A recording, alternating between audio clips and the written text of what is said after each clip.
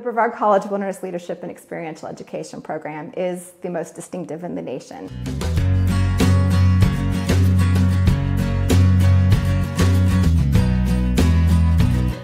I think one of the reasons why is because it is so focused on experiential education in addition to the outdoor education component. They are developing their leadership skills out in the field with each other. My internship was on schooner Lynx. She's a 122-foot topsail schooner. She's a replica of an 1812 privateer. My job on Lynx this summer was a deckhand, and because of the skills that I've learned at Brevard College, such as program planning and lesson planning and different techniques to teaching to different ages and different types of people, I was promoted to the job of educator. This summer, my professor, John Buford, knew that I'd be at sea quite a bit, and he really worked with me. And when I would come into port, I would call him. He would always answer. He was really quick to respond with my emails, and not just to say, I got your email, but he would talk about what was going on and ask me questions. And it was really cool to have somebody like that to support me for the summer and really help me succeed. You should come to Brevard College in the Wilderness Leadership and Experiential Education program because you will become a leader, a strong, ethical leader. And that can be applied to any field, anywhere you go, whatever you do in your professional career. And it'll be a whole lot of fun as you learn those skills. Anybody who is interested in leadership skills and outdoor skills should definitely think about Brevard. It's an incredible place and a great place to be a part of.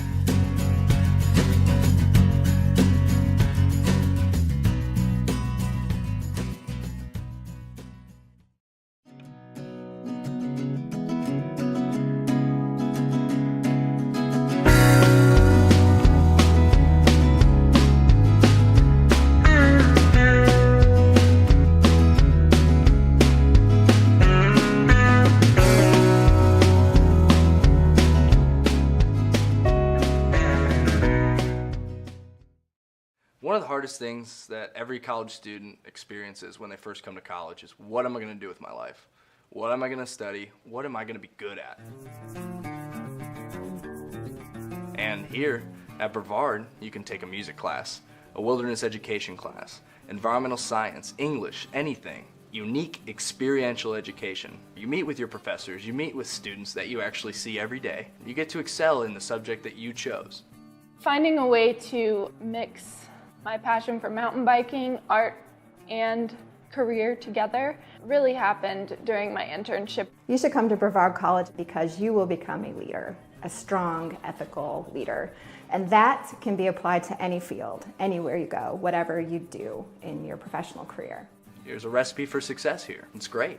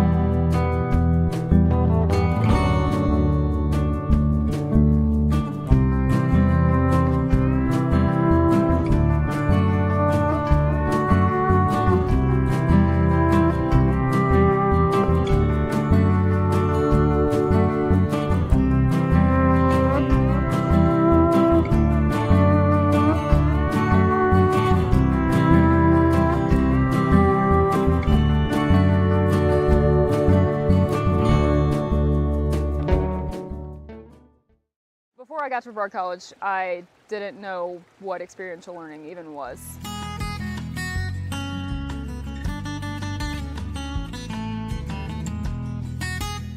We have all the rivers, Pisgah National Forest, DuPont State Forest, just all the resources are around us. So the location is why environmental studies is so great here. With experiential learning, it's not always field-based. We do quite a few things in the lab as well, so you get opportunities to do hands-on research in the lab. But whenever possible, when you can get outdoors and see what's actually happening, it's different based on the conditions that are outdoors, and you can never predict those. So a day that it's raining and cold, you're going to see different activity levels among the animals and plants than if it's a day that's sunny and warm. The courses that I teach are all based in the outdoors. My specialty is biodiversity, so I teach a course in biodiversity, but I also teach courses that are unique to the area that are called Plants and Animals of the Southern Appalachians. Here at Brevard College, one of the things that we do really well is interact with these students who are undergraduates in a way that prepares them for graduate programs. That's what we can do at Brevard College. We can get these students who are interested in a particular area, help them find a path that is tying together their interest with what our background, the backgrounds of the professors can do, and then position that student in a way that few undergraduates can be positioned to go on to a graduate program or to go directly into the field.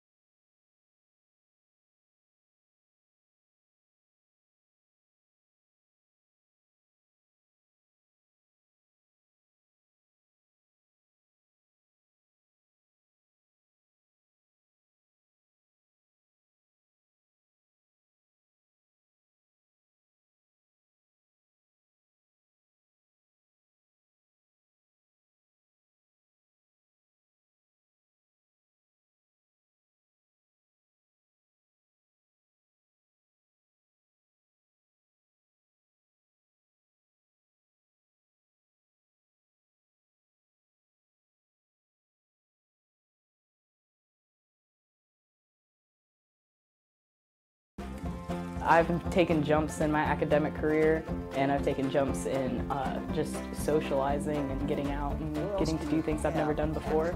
The thing that brought me to Brevard is the experiential learning. I've always been a hands-on guy. I love it here at Brevard. Over Christmas break, I was itching to come back because I love the area so much. Experiential learning here is beyond all of my expectations. Brevard College, a top choice for students around the world.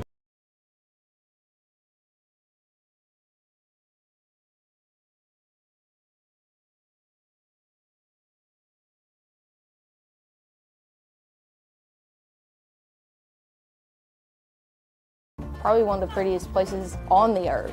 And to come to somewhere where it's such a tight-knit community, where everybody has your back, I mean, you're not going to find that anywhere else at bigger schools. I like to go hang out at the coffee shop, sit outside at the picnic tables, maybe do a little bit of homework there, and just socialize because there's always somebody that I know there. Brevard does make it easy to come here. The admission process is very simple. Brevard College, a top choice for students around the world.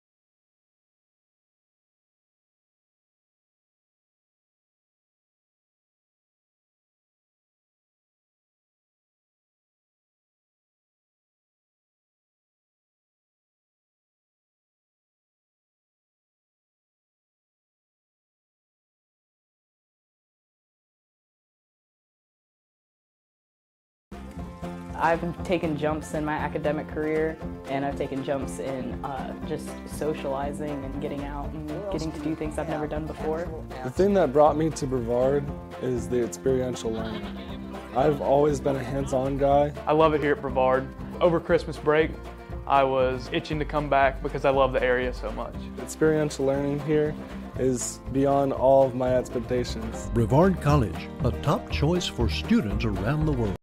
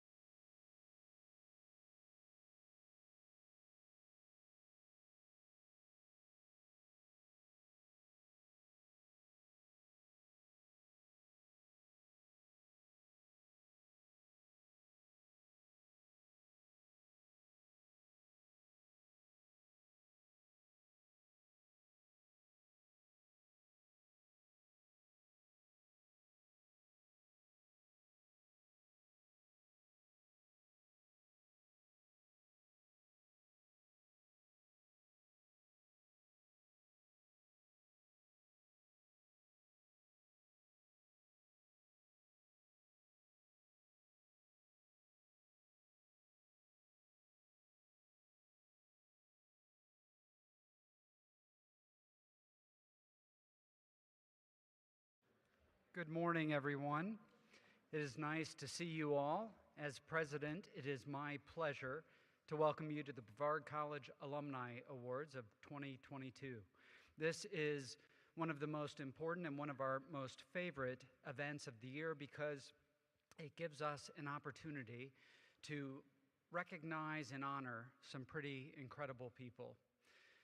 Some alumni, some former student athletes, and some remarkable people who have supported the college in really meaningful ways over the years.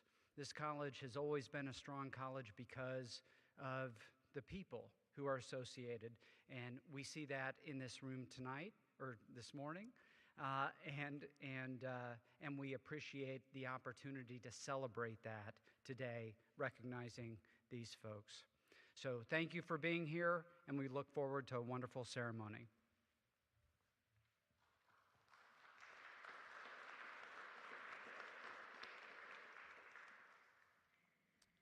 Good morning.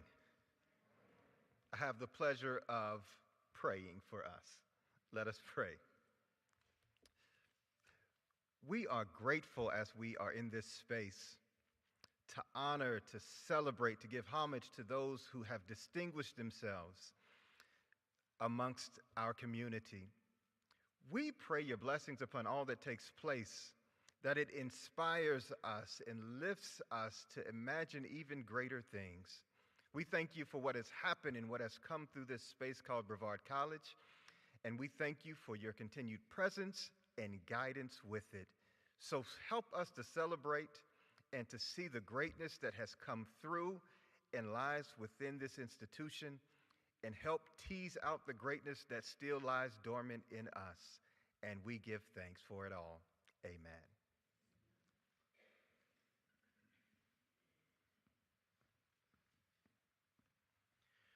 Thank you, Sherrod, for those inspiring blessings this morning. I'm Pat Wagner, Vice President here at Brevard College for Development and Alumni Affairs. I've been here 5 months, and I've had the pleasure of meeting many of you in the room and meeting many of our alumni along the way. And I'm amazed by the love everybody shows for Brevard College. We appreciate the loyalty, respect, dedication that all of you show for the college. A lot of this passion is shown in giving back, showing up. We had alumni volunteers helping with bringing people in, handing out programs at the Alumni House this morning. There's commitment to Brevard all over the place, and we are very humbled and blessed to have all that. One of the things we do at the college here is we have our lifetime giving levels and different giving levels that we celebrate on an annual basis. We have a number of societies, clubs, and circles recognizing annual, long-term, and lifetime commitments of our donors. So first I want to talk to you about the annual giving group. We'll call that group the Brevard Society. There's a variety of levels within the Brevard Society, but from Brevard Society and up is folks who have made a commitment on an annual basis to the college of $1,000 or more. For those of you that may have it on your name tag, if you don't have it on your name tag and you know you've supported the college at that level, I ask you to please stand now. We'll recognize you for your annual support of the college.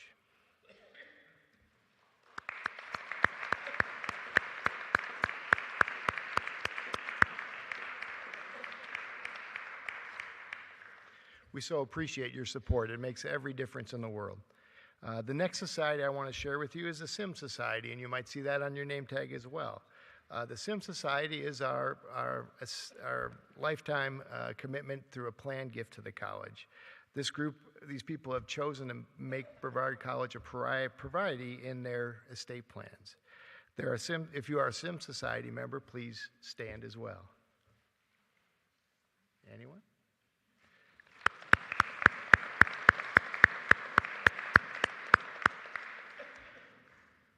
We are humbled by your thoughtful inclusion of Brevard College in your planning. Now I'm moving on to the lifetime giving and all these wonderful folks up on the stage and many of you in the audience.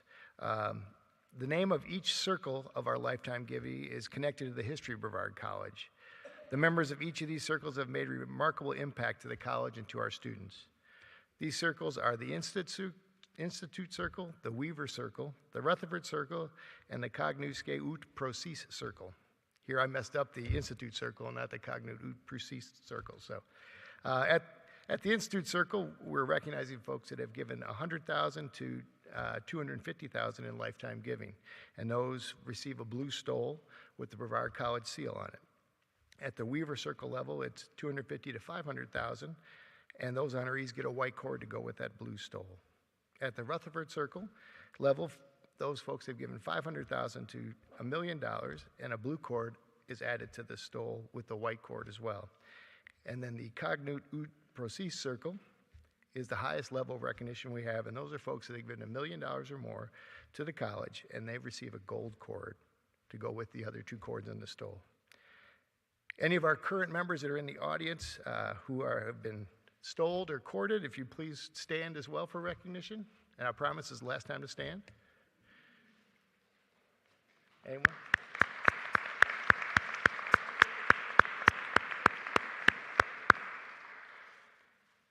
And now we will begin the induction of our newest members. We will first honor our newest lifetime members at the Institute Circle. Each will receive a Brevard College stole presented by President Andrews. When I read your name, please come forward over to my right here, receive your stole from the president, and we'll take a photo, and then you may return to your seats. So our first honoree is Mr. John Gardner, representing the John N. Gardner Institute for Excellence in Undergraduate Education. John, would you come forward?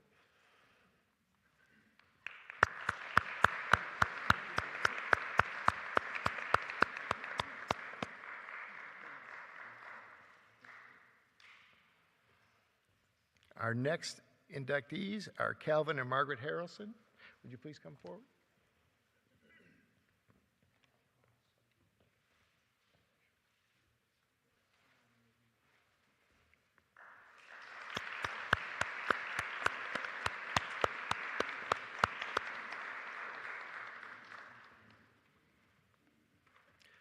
Our next inductees are Ray and Jennifer Henley. Please come forward.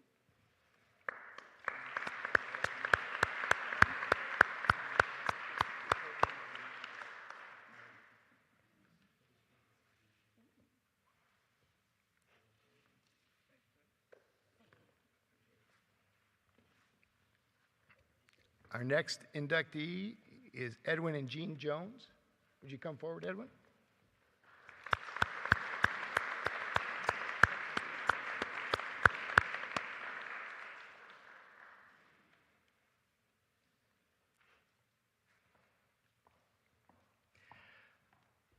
Our next two inductees are Carlos and Sharon Perez. If you'd come forward, please.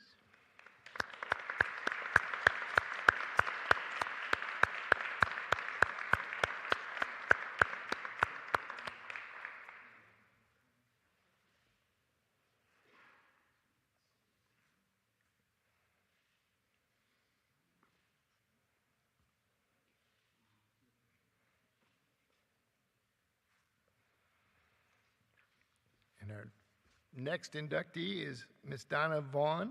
Would you come forward, please?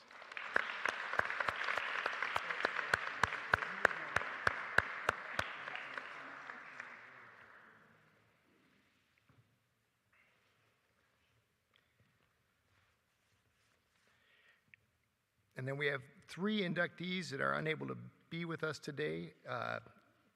The Wesley Fellowship class at Providence UMC, Mr. Peter Wells, and the late Mrs. Franklin Theodore Cartland.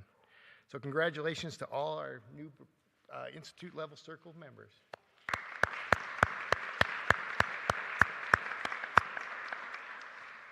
All right, next we honor the newest members to the Weaver Circle. President Andrews will again present the donors with their white cord, as this year we recognize one couple, and Dr. Mark Lamel is coming to represent both Mark and Paige Lamel. Dr. Lamel.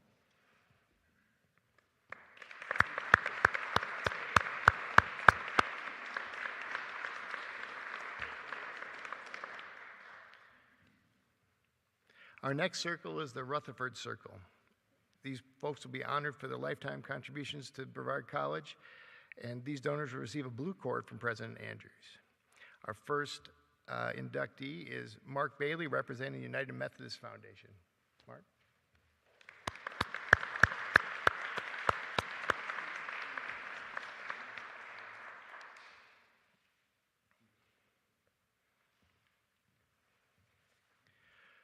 Our next inductees into the Rutherford Circle are Bo and Barb Halsey. Barb, would you come forward, please?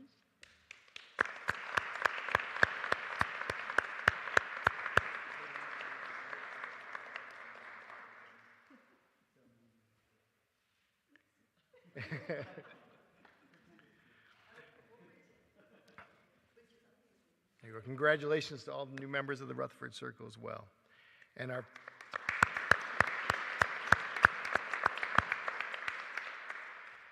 our last circle, the Cognu Ske Ut Proces Circle. We are unable to have them with us today, but we want to honor the Porter family and Paul and Margaret Porter Foundation for their transformational support of Brevard College, and especially the space we're in today. So please have a round of applause for the Porter Foundation.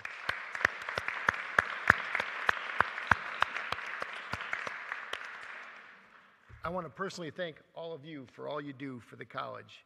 You make an incredible impact on the students. Many of you saw them last night serving your meal to you, which is a great skill to learn as well. So it was great to have you all there. Now I need to turn over the mic to Miranda Nash, our Director of Athletics, to do the Athletics Hall of Fame Awards. Miranda?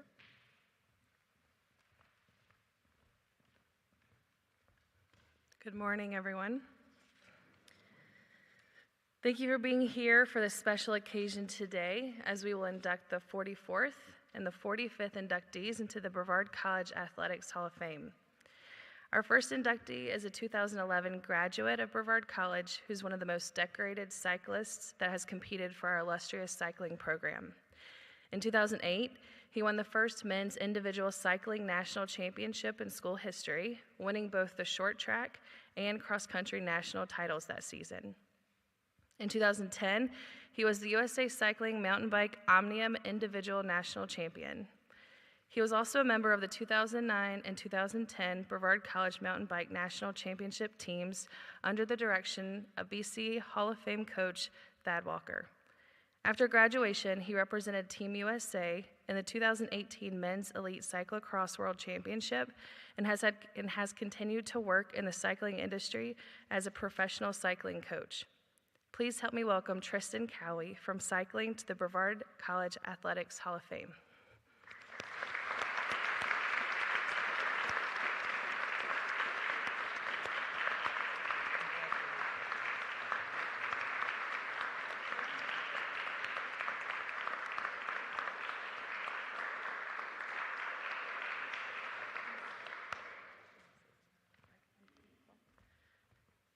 Thank you, Tristan. With the presentation of your Hall of Fame plaque, you are now officially a member of the Brevard College Athletics Hall of Fame. Congratulations.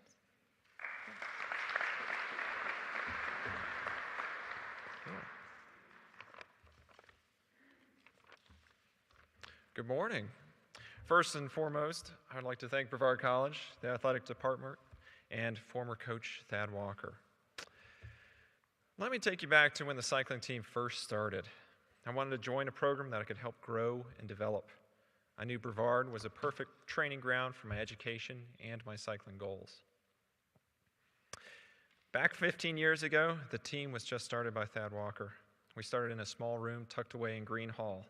Now the team has a dedicated space with trainers and have inked industry partnerships.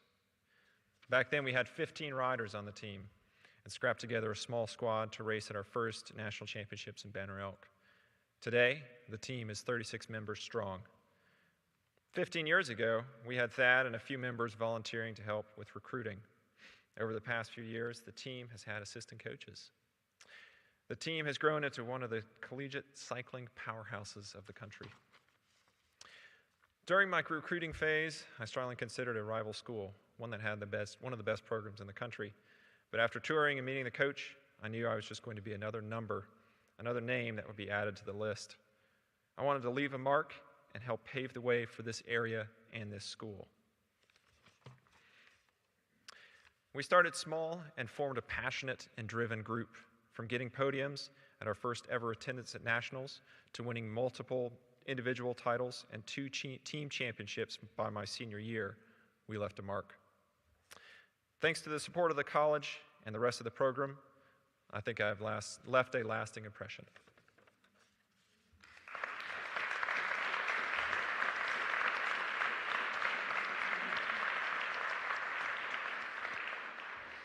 As a note, our cycling team is going to be leaving for Durango, Colorado tomorrow to compete in mountain bike championships. So we're expecting them to continue to do big things. Our next inductee is a very special team in the history of Brevard College athletics and is celebrating a 40th anniversary of historic national championship this homecoming. To tell you all about this remarkable team, please help me welcome Brevard College Hall of Famer coach Norm Whittick to the stage.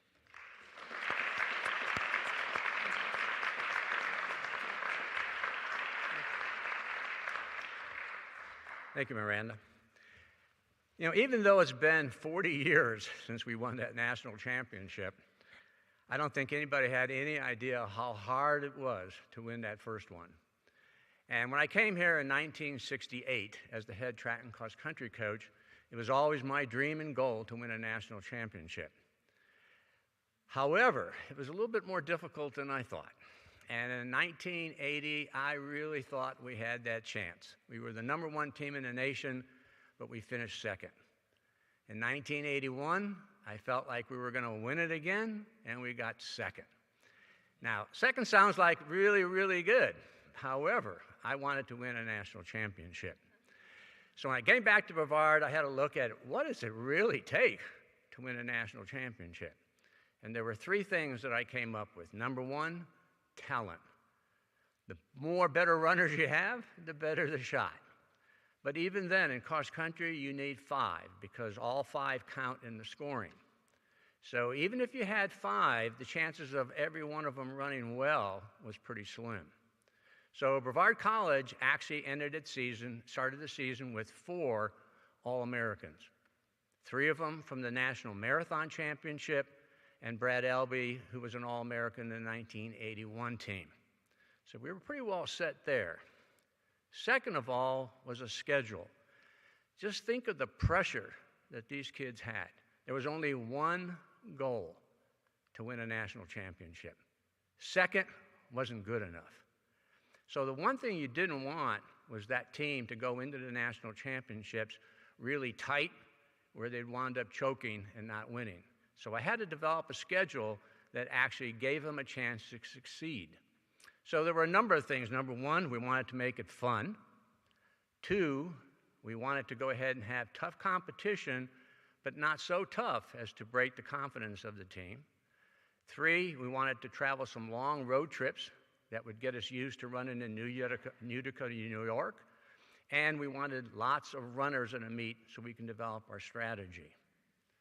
#3 is probably what you would never think, and that's luck. Because in 1980, we went to the national championships ranked #1. I thought for sure we had it in the bag. Unfortunately, our #1 runner from South Africa, who was projected to be in the top 5 to top 10, lost a shoe, and finished 57th. We lost by 23 points. Next year, oh, I know we got it this one. Well, wouldn't you know that it was the most unlucky year as far as injuries and sicknesses. We wound up only having 5 runners that even were able to make it to the national championships, and we got second again. So when I got back, I said, okay, so the third one is luck. And we finally got our break. In March of that year, I got a call from Ted Banks from Texas, El Paso. Nobody really knows this story, but when he called me up, and this was March, he said, Norm, I need a favor. And I'm thinking, Ted Banks, UTEP was the #1 cross-country team in the nation for NCAA. The only thing I remember about Ted Banks was that he was always in trouble with the NCAA. So when he called me, he said, Norm, I need a favor. And I'm thinking, how in the world can I help this guy out? He says, well, I got a Kenyan runner who is here, he's ineligible, but he's running for us. And he said the NCAA said it's against the violations, and they're going to come tomorrow morning to investigate. He said, I want him off this campus this afternoon. And I'm going, well, this is March. He goes, you're the #1 program I want to send him to, and if you don't, I'll find another junior college. What's his name? Sam Obacha. How good is this guy? He's one NCAA guaranteed one of the top runners. Where do I pick him up? So I drove to the bus station, picked up Sam Obacha, took him to a camp. They put him in a cabin over there. They made him work for his room and board until he was registered at Brevard College. The only problem with Sam Obacha was he had a real bad case of shin splints. So it was going to take a little while to get him organized. So that was really our basic luck in the hole. So if you'll bear with me for just a few minutes, I want to tell you the schedule we had and how good this team really was. The first meet we went to was the Apple Festival, and I wasn't really concerned about the competition. I was really concerned about their conditioning. So after 1 week of being registered, I entered them into the 15K, which is 9.3 miles. If they didn't do their summer workouts, they were in trouble. But everybody came through in flying colors, and we were able to really start training very, very hard. The next meet was our fun meet, and this is why we went to Berry College. There were 18 what I would consider small four-year schools. We took the first 3 places, and then the rest of our groups finished right behind them. Now that concluded our fun meets. Now we were down to some serious running. So I wanted to go ahead and go to a meet that had a large number of teams at far away. So we picked Malone Invitational, which was in Canton, Ohio. Went there were 30 teams over there. The only thing that was different about them was that they would allow you, remember again, we were a junior college with just freshmen and sophomores. We were running in the varsity division. The only thing they did was that they, at the end of the meet, they would pull out the junior colleges and score it because they didn't want any junior college beating the four-year school. So when the end of the meet happened, we swept the junior college division, and it didn't take a scientist to understand that we could plug in our names into the overall meet and figure out how we did, and we wound up beating 19 out of the 21 senior colleges. The team that won was Malone. They were the NAIA national runner-ups. We were running without Sam Obacha. You put him into that group, and all of a sudden we would become one of the top NAIA groups in the nation. From there, we headed to Furman University. This was only universities in the South. It was not an easy meet. No small colleges, no junior colleges. We finally got Sam Obacha eligible to run. How good was he? All he did was win the meet. He wound up beating the second-place guy who happened to be from Florida State. Florida State beat us by only 3 points. The key point behind this was that runner who finished second was Brevard College's All-American from the 1981 team, Ronnie Treadway. Didn't seem fair that we should be running against our own guys. It just didn't seem right. From there, we went on to the North Carolina State Championships.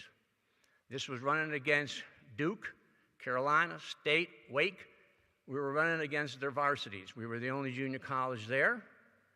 They did not pull out the scores, and the reason they didn't do that was because no junior college ever beat one of those major universities.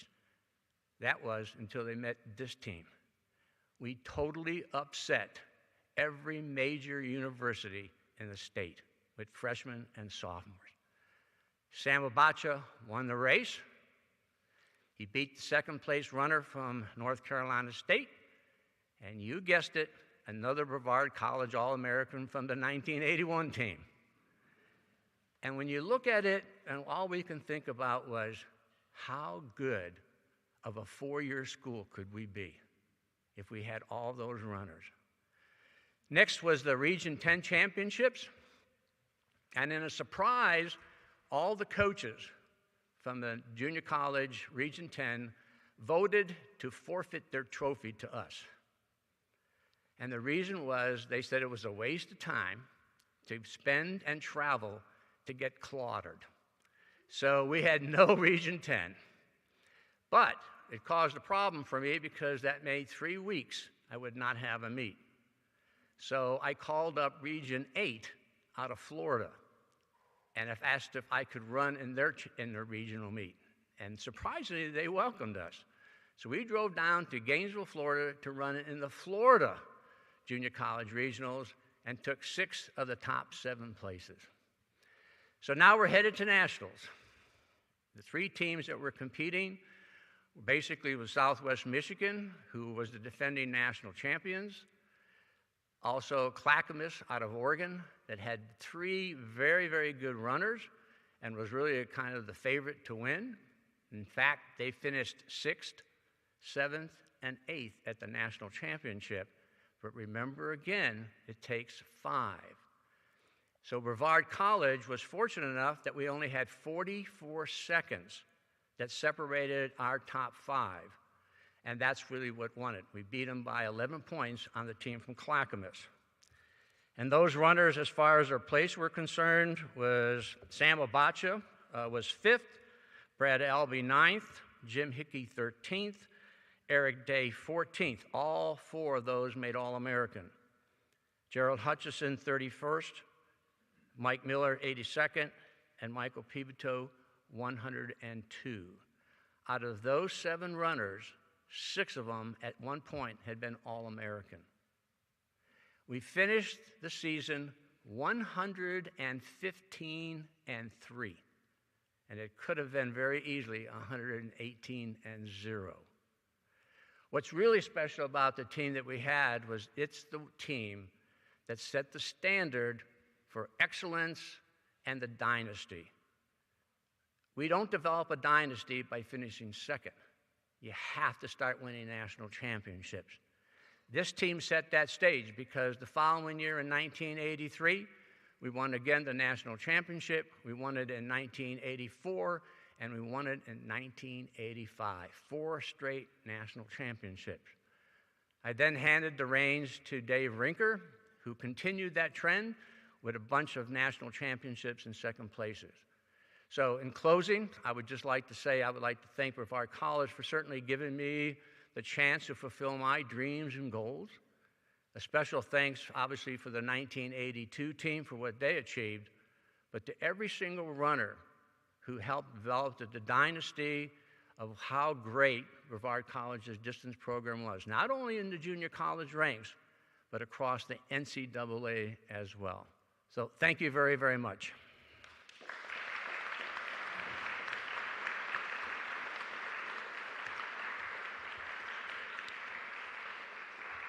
Okay, at this time, we'd like to go ahead and tell you the names of those again: Brad Albee, Eric Day, Jim Hickey, Gerald Hutchison, Mike Miller, Sam Abacha, and Michael Pivito. At that time, we'd like to have those 2 representatives that are here, Brad Albee and Mike Miller, to step forward.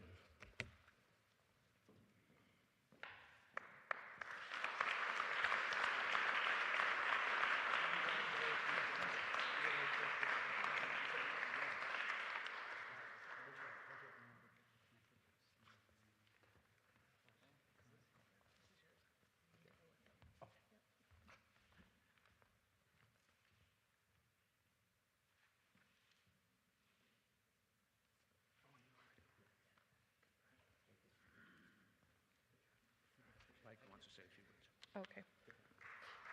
I'm gonna like formally invite you guys, and then you can say some words really quick. Thank you, Coach Whittick. With the presentation of the Hall of Fame plaques, the 1982 team is now officially a member of the Brevard College Athletics Hall of Fame. Congratulations to the 1982 Men's Cross Country National Championship team.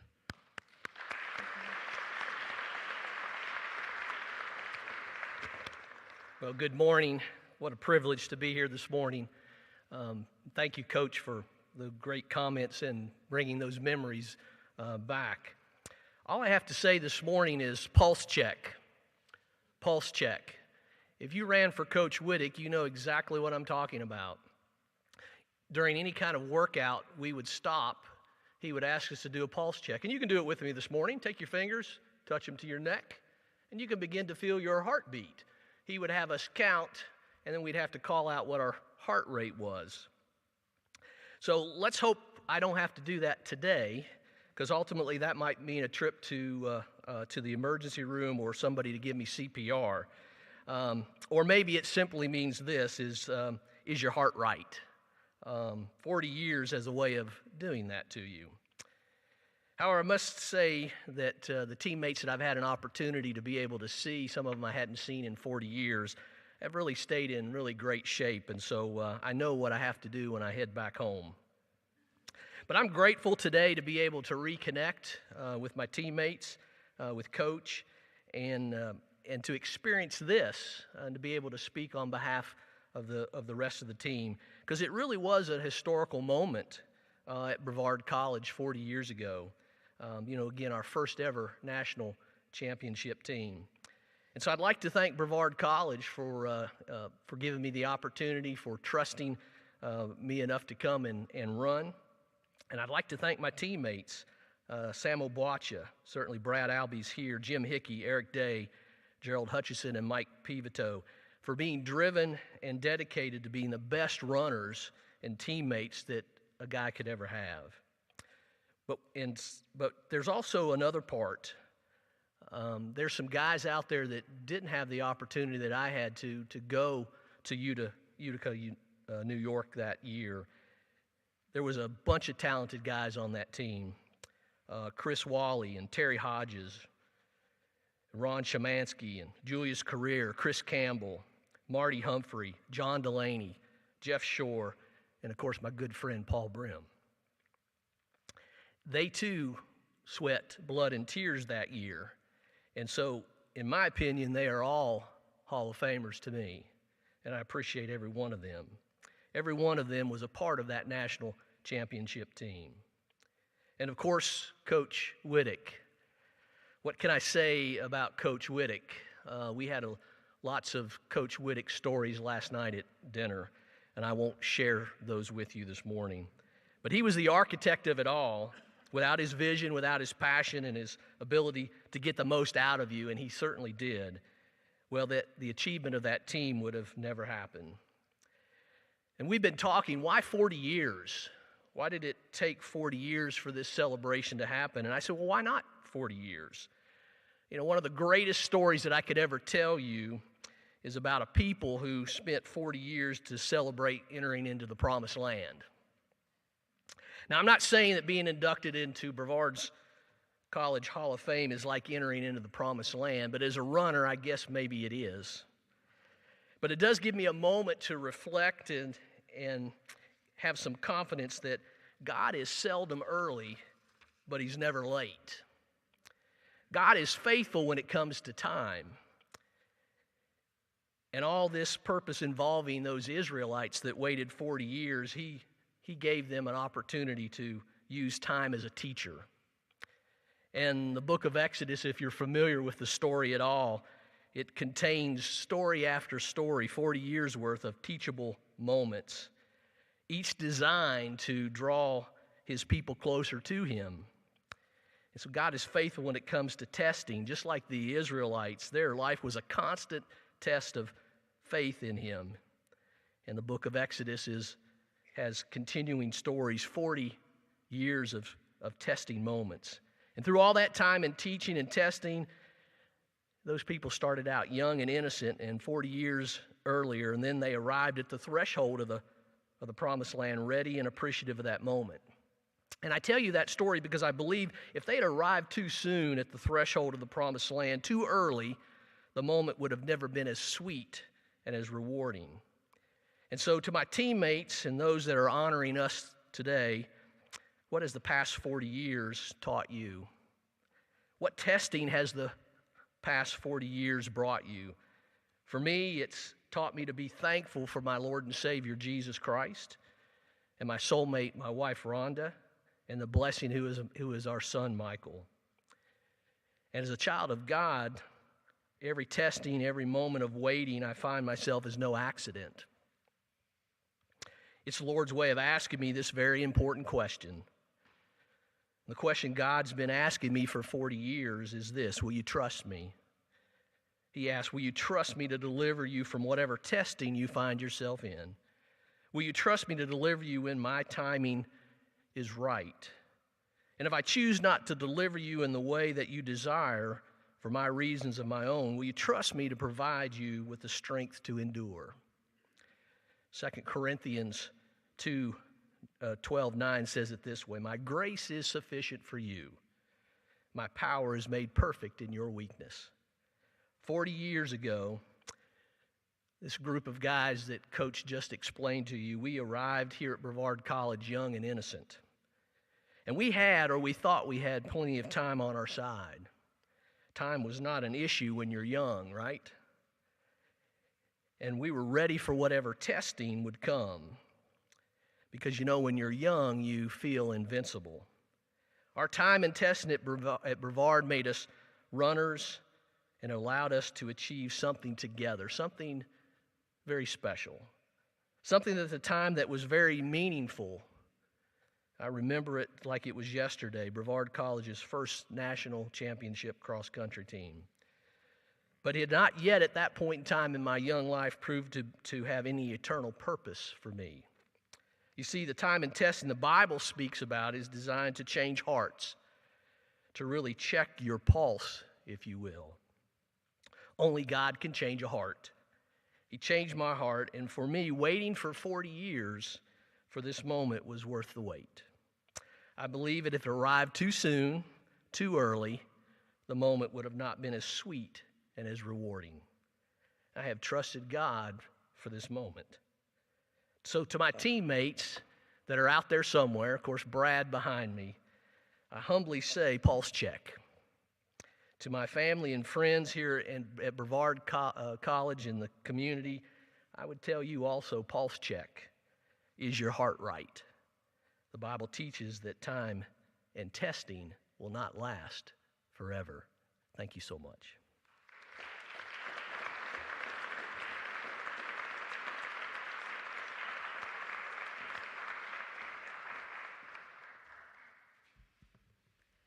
Thank you, Mike. That was beautiful. That concludes the Athletic Hall of Fame portion of the event. Congratulations again to Tristan Cowie and the 1982 National Championship Men's Cross Country team. My name is Megan Shina, and I'm the Director of Alumni Affairs here at Brevard College. And I will now transition us into the Distinguished Alumni Awards. The awards we are presenting are the highest honors bestowed by the Brevard College Alumni Association. Distinguished alumni are nominated by their peers. Nominations were sent to the alumni office, and inductees were selected by our Brevard College Alumni Advisory Board members. Brevard College has many outstanding men and women who have graduated and have gone on to make a difference in this world. It is always very hard to choose one or two each year, but it is our way of recognizing them and their achievements and show future alumni what Brevard College can do for them. This year, the college will be awarding 2 awards for distinguished alumni. Our first Distinguished Alumnus Award goes to William Darr Wise, class of 1948, posthumously. Darr is more than deserving of this award due to his commitment to teaching others, his passion for playing and sharing music, and his love for his beloved alma mater. During his time at BC, Darr was involved in several clubs and was voted on by peers as the most likely to succeed sophomore. His peers were not wrong with their predictions. From Brevard, Darr began teaching at Andrew College in Cuthbert, Georgia. After 2 years at Andrew College, he started to teach at Newberry College in South Carolina. where he taught for 42 years. During this time, Dar was also the organist and choir master for 52 years at Lutheran Church of the Redeemer in Newberry, South Carolina. He was a veteran of the Korean conflict and has served in Worms, Germany as part of the Signal Corps. In addition, he served as president of the South Carolina Music Teachers Association from 1982 to 1984. His commitment to teaching and supporting others was recognized by many. One of his most significant recognitions was presented in 2003 by Governor Mark Sanford as he awarded the Order of the Palmetto for his contribution to the cultural life of South Carolina and the nation. In addition to his love for music and teaching, he also loved sports and attended all baseball, basketball, and football games at Newberry College. In 2014, the Newberry baseball team recognized Dar by placing a plaque on the seat he always occupied at games. Dar passed away last November, but while speaking to several of his family members here today, I know that he'd be honored to receive this award. To accept the award on his behalf, I asked Don Fulmer, Dar's nephew, to come up here and say a few words.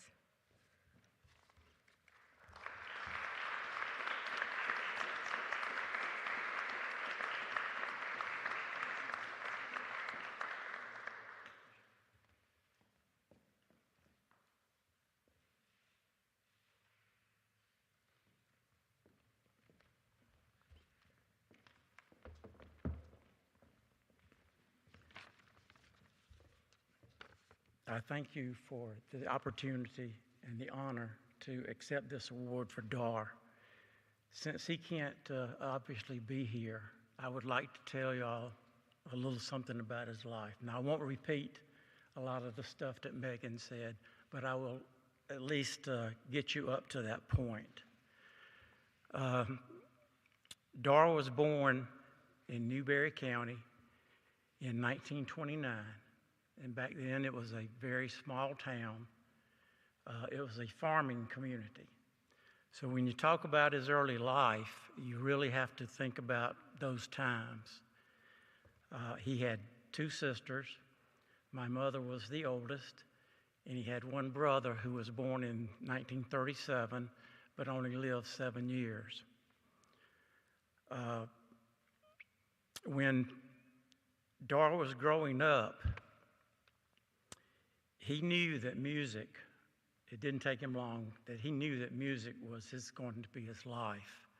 In fact, my grandmother told me one time, before he could even play the piano, he would sit at a desk or a table, or he would even stand at a window and on the windowsill run his fingers up and down like he was playing the piano.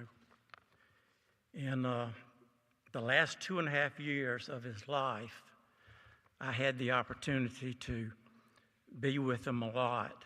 I would take him to doctor's appointments, take him to the cleaners, take him to other grocery store. That's another place we went all the time.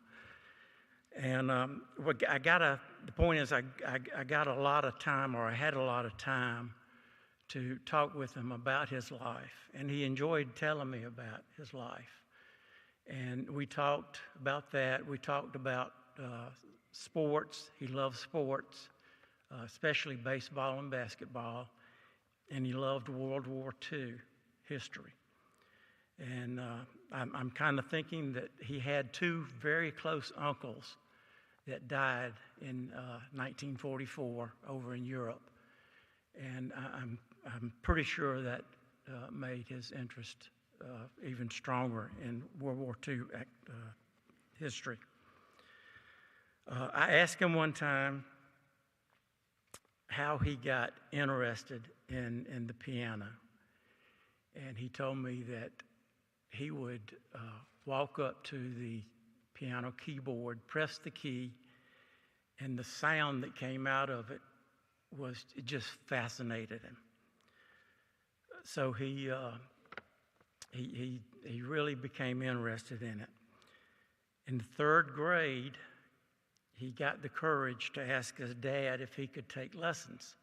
There was a lady at school who was giving lessons, and to his surprise, his dad agreed. and they cost 5 cents for a 30-minute lesson. And he had a lesson every week. He didn't have a piano, but his grandmother lived probably 300 or 400 yards away. She had one, so he would go over there and practice. He later told me that his practice routine would be at least 3 hours that he would practice every day. Going back to remembering the times that he grew up, he did not have a lot of encouragement from his family. They did not realize what his talent was or what it could do for him. But he did, or he kept that dream alive.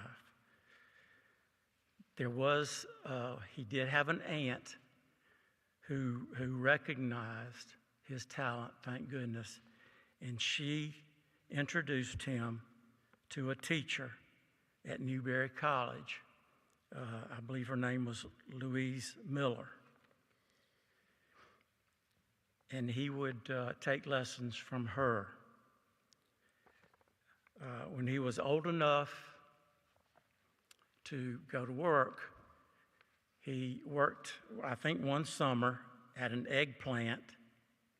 He drove a school bus, and he worked in a clothing store. And that's where he learned to love expensive clothes. And I'm talking expensive, and I'm talking a lot of clothes. His house had 3 bedrooms, every closet was full of clothes.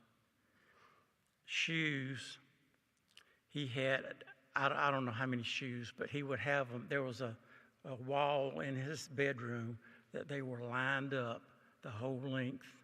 The closet was full of shoes, and there was another closet in another bedroom that was full of tennis shoes. So one day we were talking, and he had a friend who would take him shopping. And I was in charge of taking care of his money.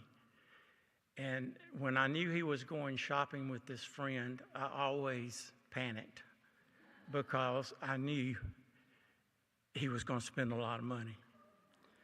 Well, and he did.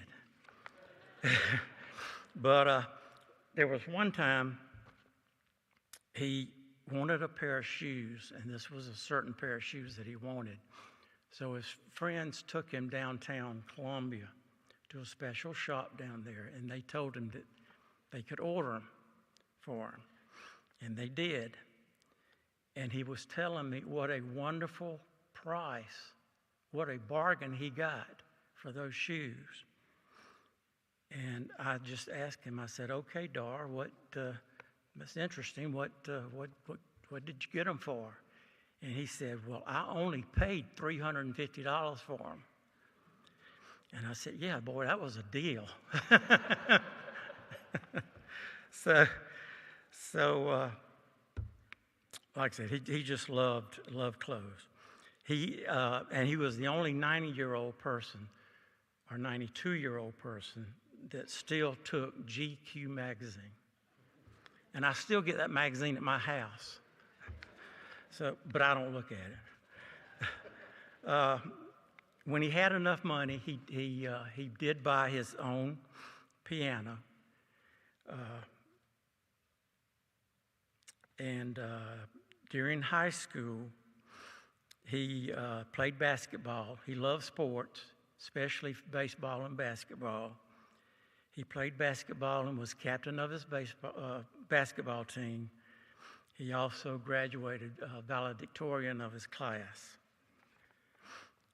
I also asked him, how did he get here to Brevard?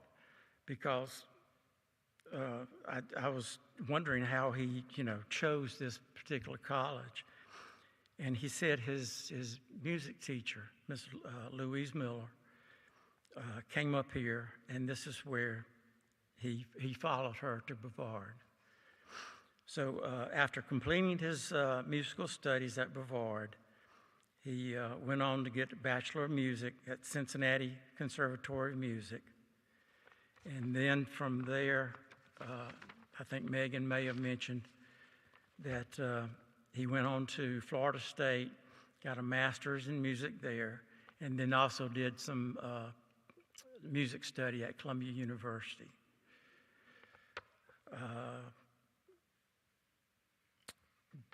All these trips that I made with him to the grocery store, to the cleaners, and everywhere else, to the doctor, there were always people coming up and speaking to him. And a lot of times, probably 90% of the time, after they left, he would turn to me and say, "Who was that?" And I would tell him, "Dar, I don't know."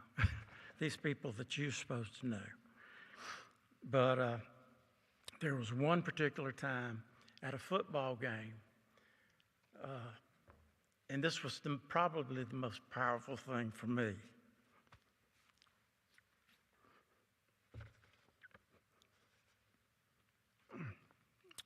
Was that one guy came up and at halftime talked to him, and as he was leaving, put his hand on his knee and said, "I just wanted you to know you changed my life." And I started thinking about that, and then I started thinking about all the people that came to visit him, all the people that brought him things, his former students. He loved his former students, and they would come and visit. They would give him birthday parties, and I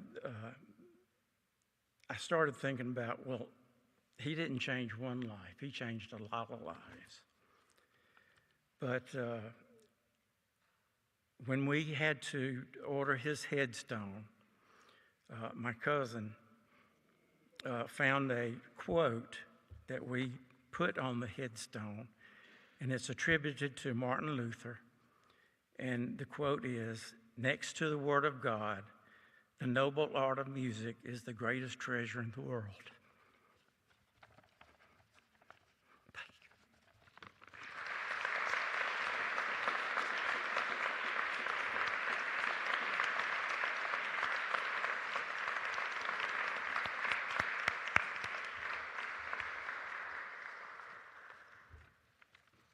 Thank you so much, Don. Our next Distinguished Alumnus Award goes to David Court, class of 1964.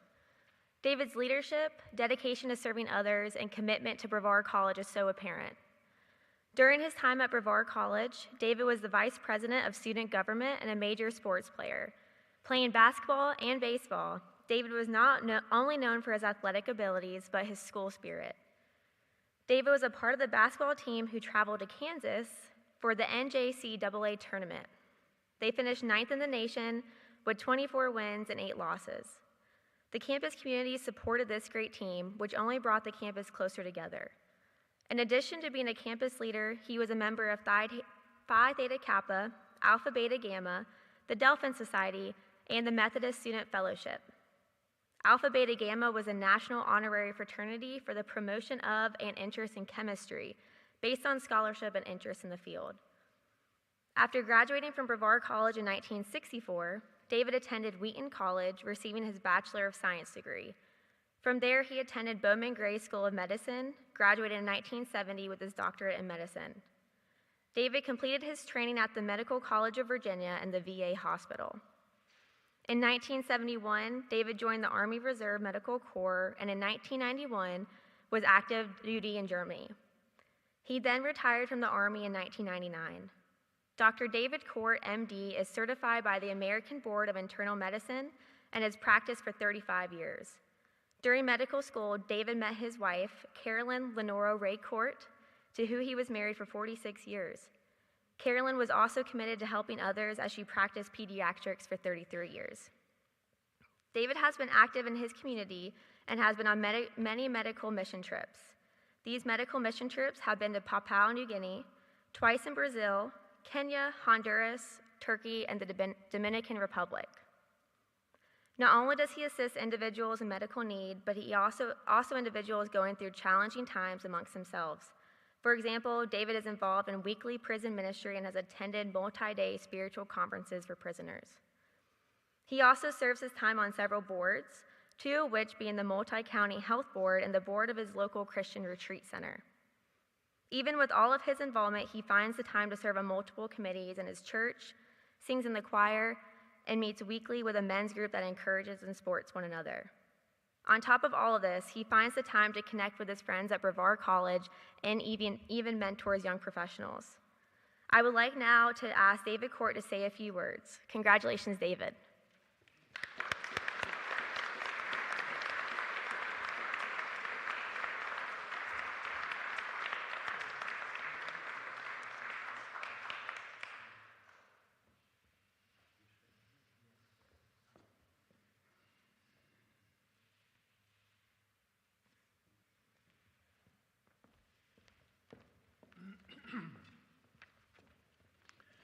Well, I don't know who that fella is because I don't think I did all those things. But anyway, Coach Whittick, I want you to know that I ran cross country. In 1964, I wanted to build my cardiovascular system up for basketball, so I tried to run cross country. 2 other fellows and myself would vie to see who would come in last.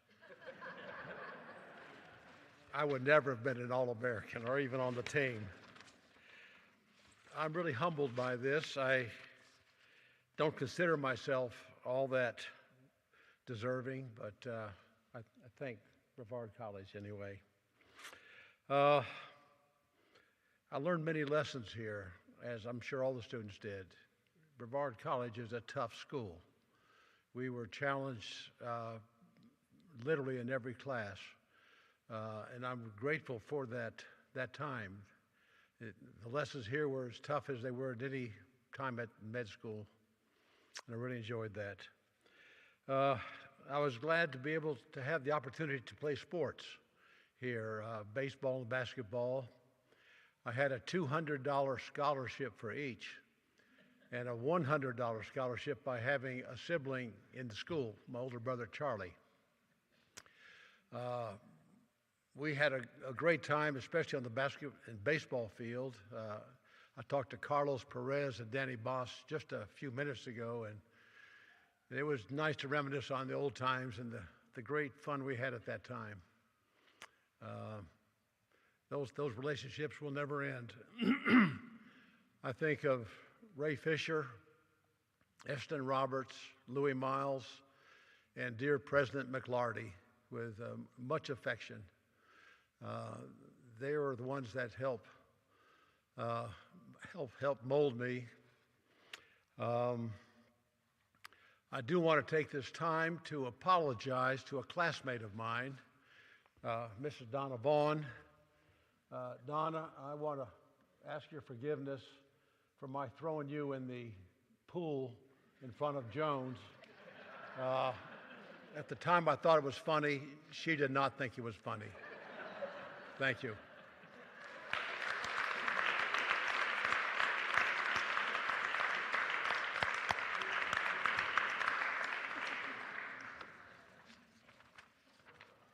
Thank you, David. Last but not least, the Honors and Awards Committee on the Alumni Advisory Board would like to honor all alumni and Brevard College's faculty members who worked as frontline workers throughout the pandemic. These alumni and friends of the institution work for essential industries who showed up to work every day during the pandemic to serve others, which follows the college's motto of learn in order to serve. If you are an alum, faculty member, or a friend of the college who is or was a frontline worker during the pandemic, please stand to be honored.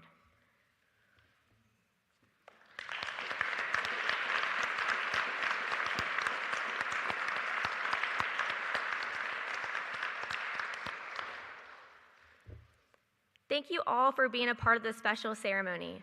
Let's have one more round of applause for all of our inductees today.